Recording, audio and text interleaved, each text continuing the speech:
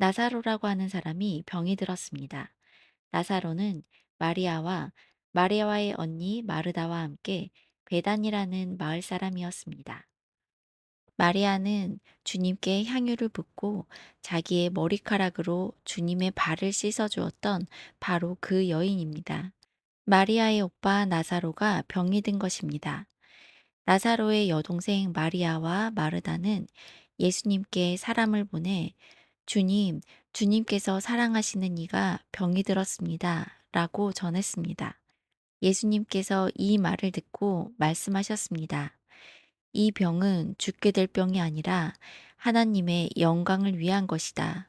이 병으로 말미암아 하나님의 아들이 영광을 얻을 것이다. 예수님께서는 마르다와 마리아 그리고 오빠 나사로를 사랑하셨습니다. 하지만 예수님께서는 나사로가 병들었다는 말을 듣고도 지금 계신 곳에서 이틀을 더 지내셨습니다. 이틀 후 예수님께서는 제자들에게 다시 유대 땅으로 가자고 말씀하셨습니다. 제자들이 예수님께 말했습니다. 하지만 선생님, 방금 전에 유대인들이 주님을 돌로 쳐 죽이려고 하였는데 다시 그곳으로 가려고 하십니까? 예수님께서 대답하셨습니다. 하루 중 낮이 12시간이나 되지 않느냐? 사람이 낮에 걸어 다니면 그는 이 세상의 빛을 보기 때문에 넘어지지 않는다. 그러나 밤에 걸어 다니면 그 사람 속에 빛이 없으므로 넘어진다. 예수님께서 이 말씀을 하신 후에 이렇게 덧붙이셨습니다. 우리 친구 나사로가 깊이 잠들었으니 그를 깨우러 가야겠다. 그러자 제자들이 말했습니다. 주님, 나사로가 잠들었다면 낫게 될 것입니다. 예수님께서는 나사로가 죽은 것에 대해 말씀하셨지만 예수님의 제자들은 나사로가 정말로 잠을 자고 있는 것으로 생각했습니다. 그때 예수님께서 분명히 말씀하셨습니다. 나사로가 죽었다. 하지만 너희를 위해서는 내가 거기에 있지 않았던 것이 기쁘다. 이것은 너희들이 믿을 수 있도록 하기 위함이다. 그러나 이제 나사로에게 가자. 그때 디두모라는 별명을 가진 도마가 다른 제자들에게 우리도 주님과 함께 죽으러 가자고 말했습니다. 예수님께서 나사로가 있는 곳에 도착했습니다. 그때 나사로는 이미 죽어 무덤 속에 있은 지 4일이나 되었습니다. 베다니는 예루살렘에서 약 3km 조금 못 되는 곳에 있었습니다.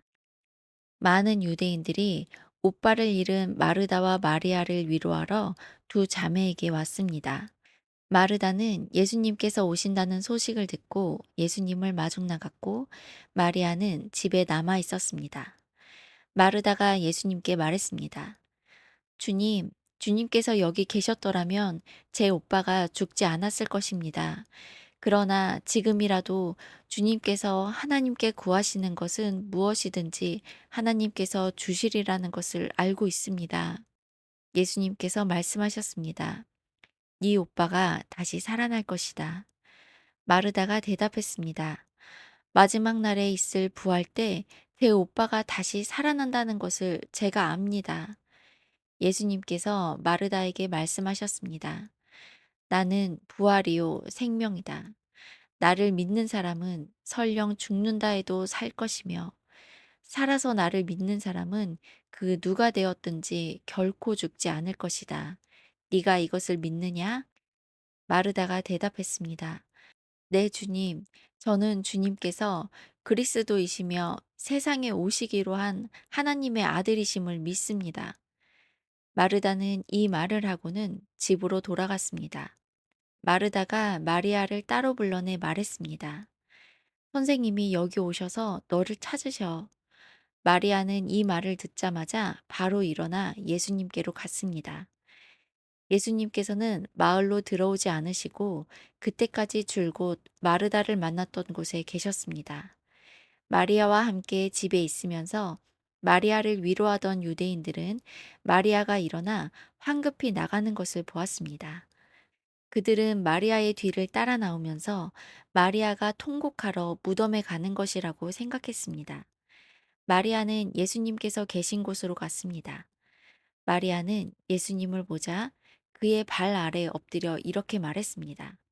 주님, 주님께서 여기 계셨더라면 저희 오빠가 죽지 않았을 것입니다. 예수님께서 마리아와 마리아의 뒤를 따라온 유대인들이 우는 것을 보셨습니다. 예수님의 마음은 격한 감정이 들면서 몹시 아프셨습니다. 예수님께서 말씀하셨습니다. 나사로를 어디에 두었느냐? 그들이 대답했습니다. 와서 보십시오, 주님. 그러자 예수님께서 눈물을 흘리셨습니다. 그것을 보고 유대인들이 말했습니다. 예수님께서 나사로를 얼마나 사랑하였는가 보아라. 그러나 그들 중에는 안 못 보는 사람의 눈도 뜨게 한 사람이 나사로가 죽지 않게 할 수는 없었나? 라고 말하는 사람도 있었습니다. 예수님께서는 몹시 아픈 마음으로 무덤에 가셨습니다. 그 무덤은 입구를 커다란 돌로 막은 굴이었습니다. 예수님께서 돌을 옮겨 놓으라고 말씀하셨습니다. 죽은 나사로의 여동생 마르다가 예수님께 말씀드렸습니다. 주님, 오빠가 죽어 무덤에 있은 지 이미 4일이나 되어 냄새가 심하게 납니다. 예수님께서 마르다에게 말씀하셨습니다. 네가 믿으면 하나님의 영광을 볼 것이라고 내가 너에게 말하지 않았느냐? 그래서 사람들이 입구에서 돌을 옮겨 놓았습니다. 그때 예수님께서는 고개를 들어 하늘을 보시며 말씀하셨습니다. 아버지, 지금까지 제 말을 들어주셔서 감사합니다.